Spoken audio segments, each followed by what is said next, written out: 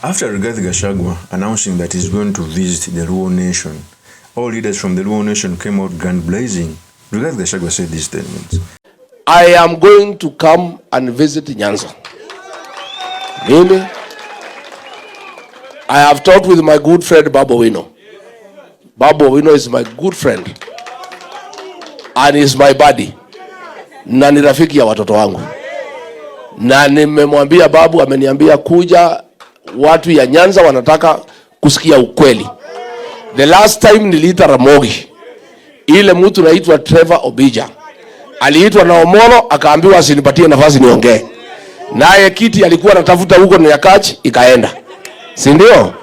So once nikirudi nitaita Ramogi tena niongee na hawa. I'll arrange a tour of Siaya, Migori, Homa Bay and Kisumu Dala. I'll come. And I want to say William Ruto is working very hard to create a wedge between the Luo nation and the mountain. Ndio wa Junet wananitukana kila siku na akina Wanga, lakini we know wanatumiwa na Ruto. There is no conflict whatsoever for whatever reason between the Luo nation and the Mount Kenya. Tulikuwa tunapigania viti, Raila akisimama president, Kibaki anasimama, tunakuwa na mgogoro. Saa hii we are not fighting. Na mimi niseme Wanga mnasema ati Rigiji ako na shida na Wajaluo. Mimi I never ran against Raila Odinga. I was never his opponent. Mtu alishindana naye ni William Ruto. Mimi sikuwa president, Wajaluo wakiwao kwa maandamano. I was not there. So hii maneno mnajaribu akina Wanga kuniwekelea, mimi nimeumiza Wajaluo wapi? Ours was just political competition. But I have never done anything against the community. Na nimesema mara mingi, the man who mentored me into leadership is a Luo man called Samuel Eric Oreta, who was district commissioner Kiambu, a man from KABUYE, ambaye ndiye alinifundisha utawala. And I remain forever grateful to Bwana Oreta. Peter Raburu alikuwa district commissioner wangu Kakamega, alinifundisha kazi mingi sana. The late Hezekiah Oyugi was my PS, alinifundisha kazi. Mimi nimesema mara mingi nimesema mara mingi mimi nilikuwa na shida hii, tumbo yangu inanisumbua, naenda kwa daktari na mpaka nikapata profesa Mjaruo pale anaitwa Uhutu, akagusagusa akajua tembo gani, akanipatia dawa. For 7 years I have no problem. Mimi madaktari yangu ni Wajaluo, my architect ni Mjaluo, engineer yangu ni Mjaluo, wale watu wananisaidia mechanics ni Wajaluo. These are great people, na ni watu ambao ni watu wazuri, and they are very serious in what they do. Ukitaka daktari ambaye atakuangalia vizuri, look for a Luo professor. So wewe Kasongo, don't try to come between me and the Luo nation. Sisi hatuna shida na watu. So please, kwa sababu ya masaa nitapatia nyinyi. Haya sawa. So what we do, good people, najua mko na maneno. That is Rigathi Gachagua. First of all, the body politic of Kenya was made such that the Luos envy the Kikuyus or the Gima community and vice versa because of the history of independence. It is the truth.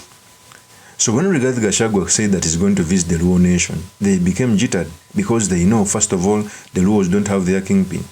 And if Rigathi Gachagua goes there, he can dismantle their election position. I know the Luos cannot vote for Rigathi Gachagua, but at least if he goes there, he might bring some impact and debatable things in the Luo nation. So when Rigathi Gachagua comes out to say that he's going to the Luo nation and also gives thumbs up to Babu Owino, who also seems like he's going to work with the United Opposition, and if Rigathi Gachagua is set free by the courts, the United Opposition can give him the flag bearer, the flag.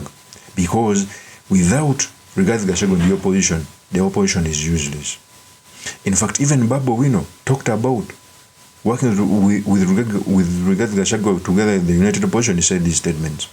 Kwanza mpokee salamu kwa ndugu yangu Sifuna. Nimepokea.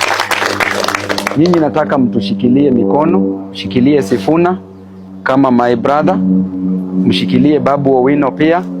Raundi hii tukipeleka mambo mbele, tusukume ndugu yetu, tuone jinsi ambavyo huyo ndugu yetu pia atashikana na wale wakina Rigiji washikane na mama yetu Mwangaza, washikane na Kalonzo, washikane na Matiang'i, washikane hata na Uhuru, washikane na viongozi wote. Orengo pia ako hapo, na nani tena na Babu na Babu pia, si ndio?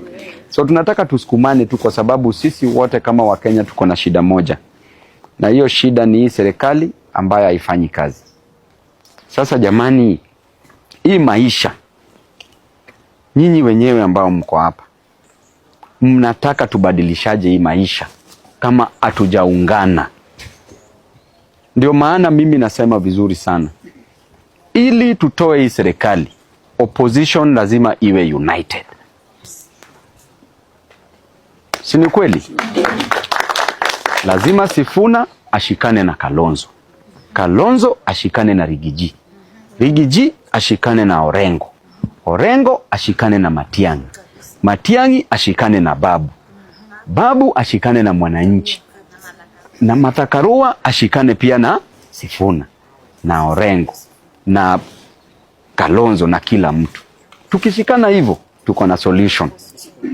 Lakini tukiwa divided, hakuna penye tunaenda. Mimi nawaambia venye mmeketi hapa, kukiwa na division hakuna penye tunaenda, na hii serikali inafanya juu chini ili opposition iwe divided. Babu akienda kule Homa Bay ameongea juu ya Kalonzo pia na Sifuna. Sasa Babu anasema hataki Sifuna, sasa anataka Kalonzo. Hawa watu wawili wakiseparate, Ruto amerudi asubuhi mapema. Tunaelewana vizuri? Because the only way kutoa hii serikali ni kukua united.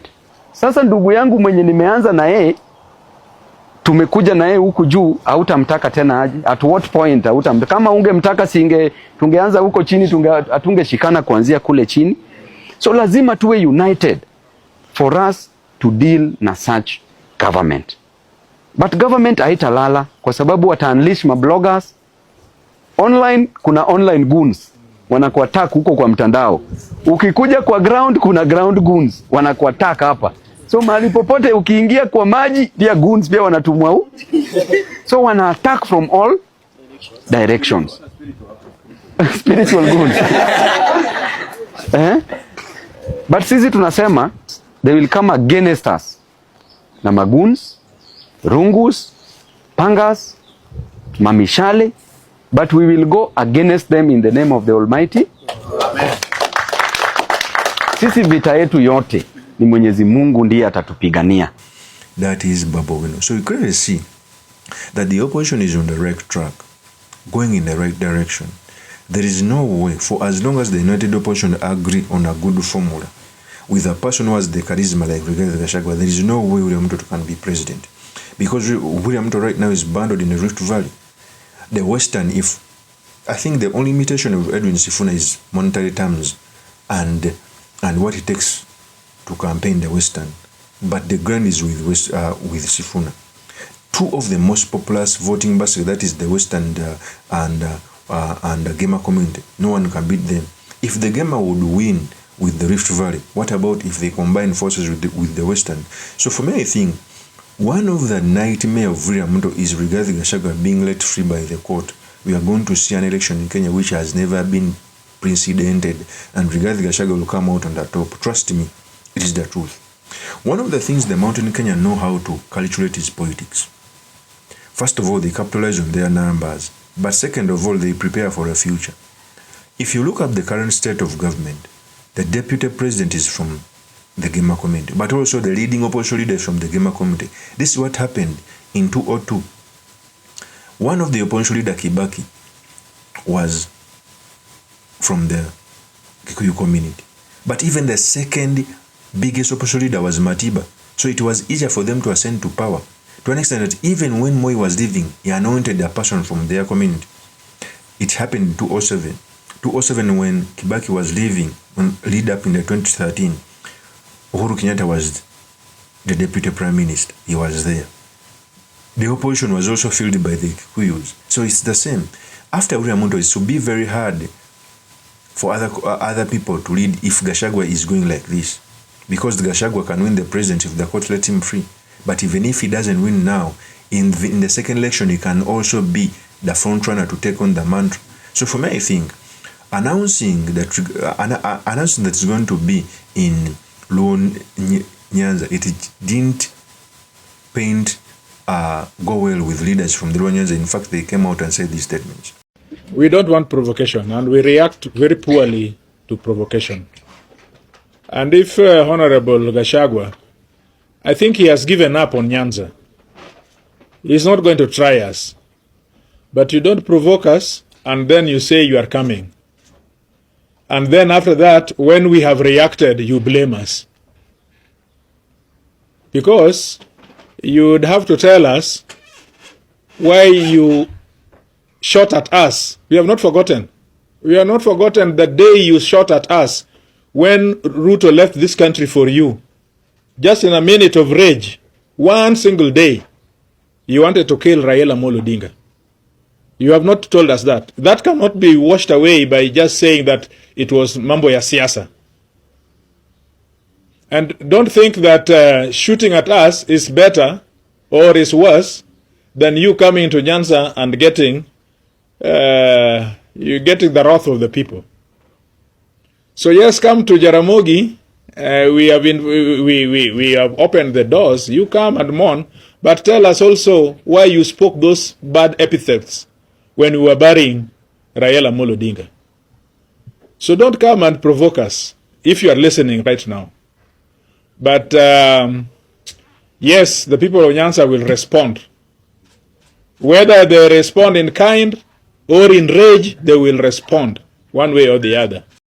Not in good taste. So in our response, we the members of Parliament from NYANZA region have taken note of recent remarks by former Deputy President Gachagua concerning the political direction of NYANZA.